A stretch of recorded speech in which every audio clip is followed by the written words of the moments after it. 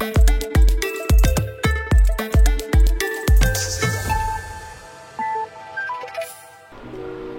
bro, selamat datang di channel Kilan Mining. Di video kali ini gua akan membahas tentang VGA baru. Ini adalah RTX 3080 yang versi LHR dari Zotac, yaitu Zotac Trinity.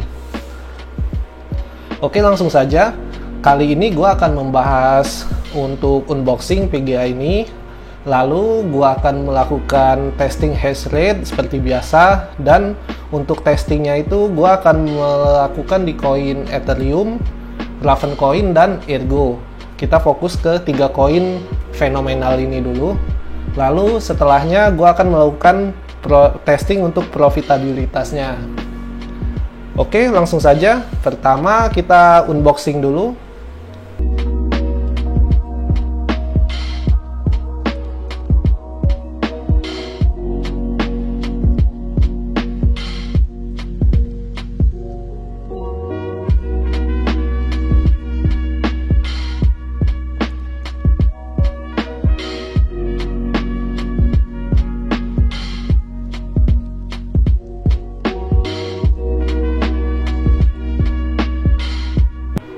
Oke, ini penampakannya dia seperti ini.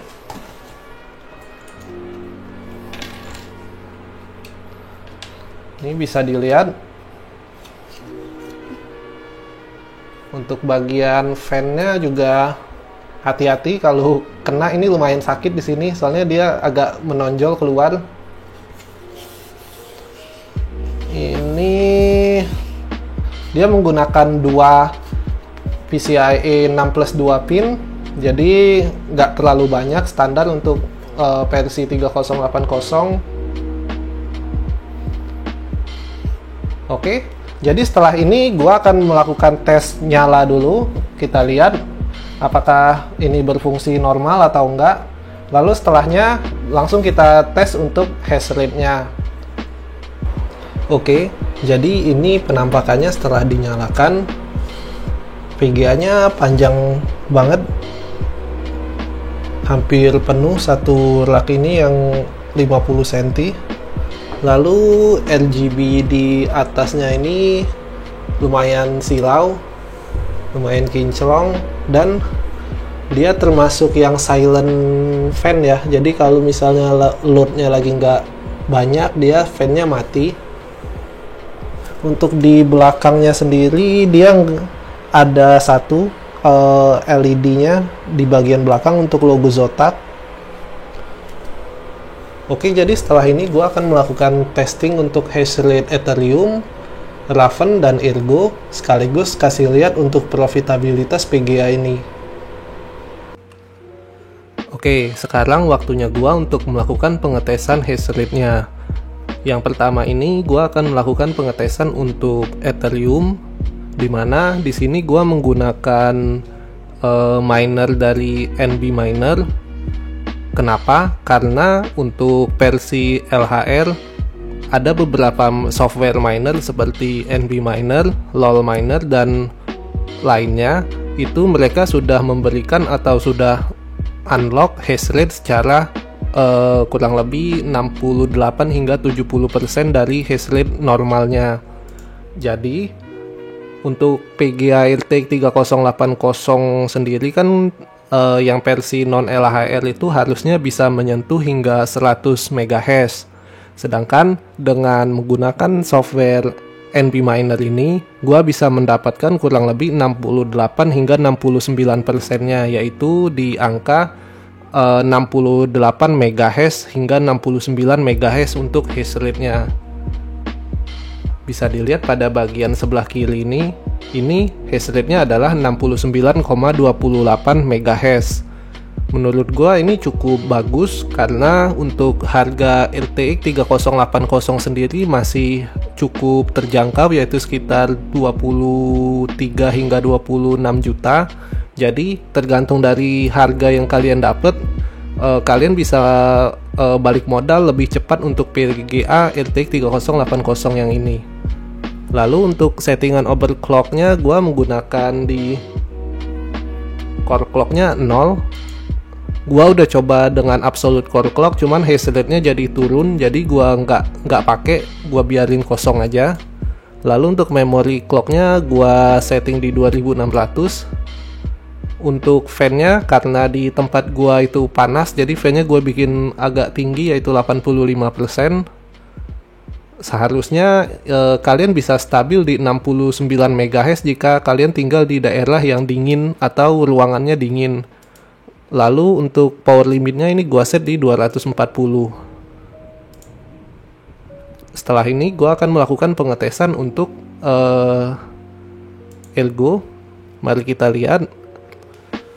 Oke, jadi sekarang gua melakukan pengetesan untuk Ergo hash rate, dimana overclockingnya gua masih menggunakan yang sama seperti Ethereum tadi, yaitu di core clocknya di 0, memory clocknya 2600, fan-nya di 85%, dan power limitnya di 240.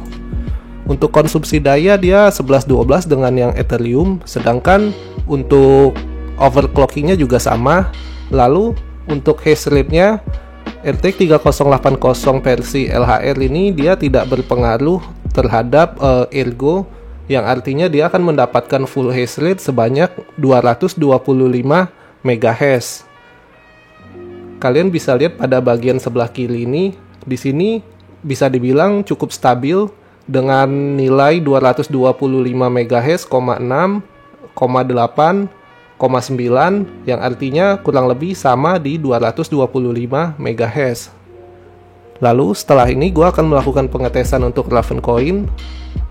Nah, sekarang ini adalah testing untuk hash rate Ravencoin, dimana untuk overclockingnya di sini gua menggunakan core clock di 150, memory clocknya di 2600, fan-nya di 85, dan power limitnya di sini gua set di 275.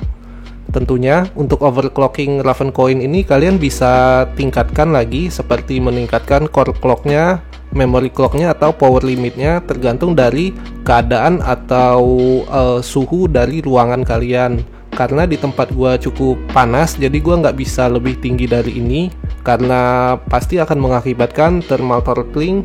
Jadi yang optimal dari settingan gua saat ini adalah sebagai berikut.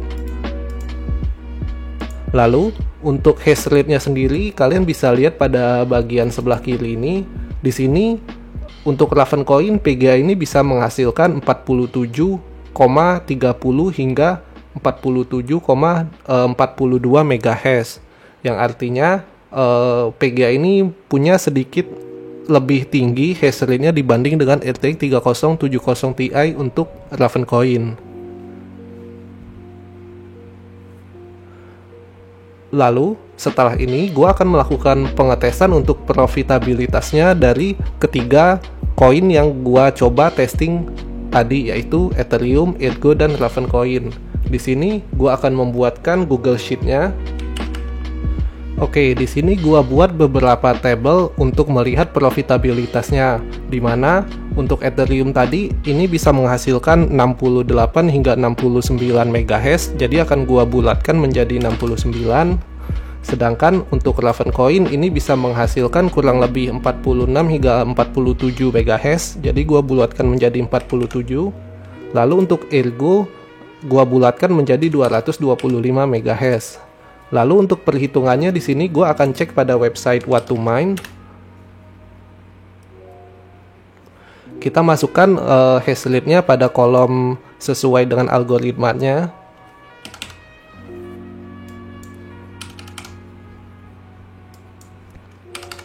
Lalu hitung kalkulasinya. Nah, di sini untuk PGA RTX 3080 yang versi LHR, ternyata yang paling menguntungkan itu adalah Ravencoin sebanyak 5,6 US dollar per hari atau 24 jam. Sedangkan pada posisi kedua itu dipegang sama Ethereum, yaitu 4,8. Lalu di posisi ketiga dipegang sama Ergo, yaitu 4,78. Dari sini kita akan menghitung pendapatan dalam sebulannya.